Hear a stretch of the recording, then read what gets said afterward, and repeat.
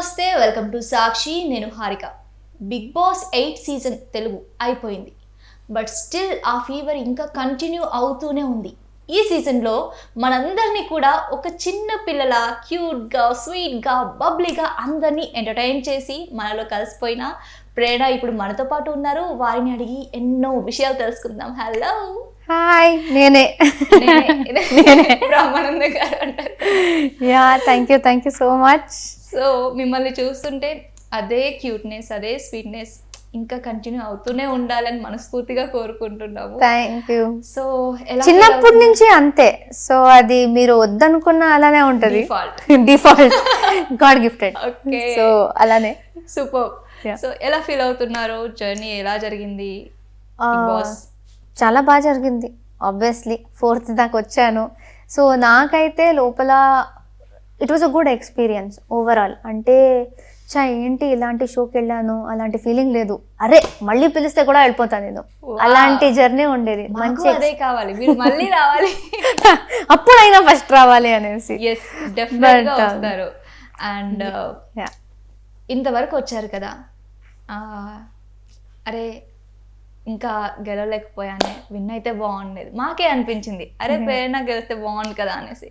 ఎందుకు విన్ కాలేదు నేను? మీ అందరికి అనిపించింది. ఓట్ చేశారా గట్టిగా? చెప్పండి. ఓట్ చేశారా గట్టిగా? అందరూ వచ్చేసి మీరు విన్ అవ్వాలి అనిపించింది అంటున్నారు, కానీ నేను విన్ కాలేదు. ఎందుకు అయ్యిందో అలా? అంటే మీరు చూసుకున్నారా, బయటకు వచ్చాక వీడియోస్ చూసుకున్నారా ఎలా ఆడాను? నేను వెళ్ళి ఎపిసోడ్స్ నేను చూసుకోలేదు, ఎందుకంటే అది మొత్తం నేనే బ్రతికింది. ఓకే.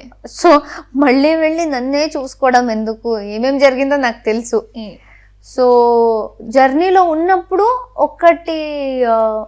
ఒకటి ఏం అక్కడే నేర్చుకున్నా అంటే, మేబీ ఎన్ని ప్లేసెస్లో నాకు కోపం వచ్చినా అది మరీ నాకు తెలియకుండా ఫేస్లో చాలా హార్ష్గా కనిపించింది అని కొంతమంది చెప్పారు స్టార్టింగ్లో. సో నాకు తెలియకుండా జరిగింది అది. అంటే నేను నా profession actor, God gifted. So నా ఫేస్ ఎక్స్ప్రెస్ చేస్తుంది కాబట్టి నేను యాక్టింగ్ కొంచెం న్యాచురల్గా చేయగలుగుతాను అని నేను అనుకుంటున్నా. సో నాకు వద్దన్న కోపం వచ్చినప్పుడు నాకు ఏమనిపించిన లోపల మీకు తెలిసిపోతుంది. ఎందుకంటే నేను కవర్ చేసుకోలేను. నాకు సంతోషం ఉంటే తెలిసిపోతుంది, బాధ ఉంటే తెలిసిపోతుంది, చిరాకు వస్తుంటే తెలిసిపోతుంది.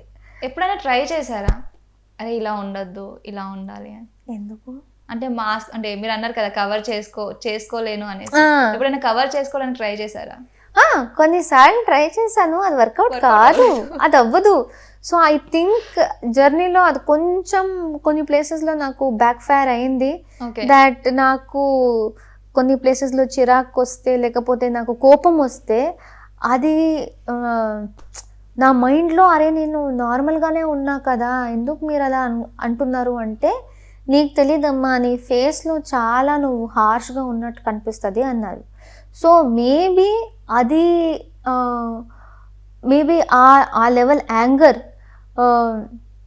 చాలా కాన్షియస్గా అది చూపించకుండా ట్రై చేయాల్సిందేమో, ఎందుకంటే అదే నాకు నెగిటివ్ కామెంట్లా వచ్చింది అనిపించింది. Okay, that was one thing that I felt. Okay, అదంతా స్టార్టింగ్ లో అండి. ఆ తర్వాత మీరు చేంజ్ అవ్వడము, స్వీట్ గా క్యూట్ గా అందరు అది ఫైటింగ్ అనే సరే, అరే ప్రేరణ వచ్చింది ఫైటింగ్ చూడండి అనేసి ఎక్సైట్మెంట్ ఉండేదన్నమాట. అదే ఏదో అలా జరిగిపోయింది. అదేదో మీ అభిమానం అండి. మీ అభిమానం ఉంది. బట్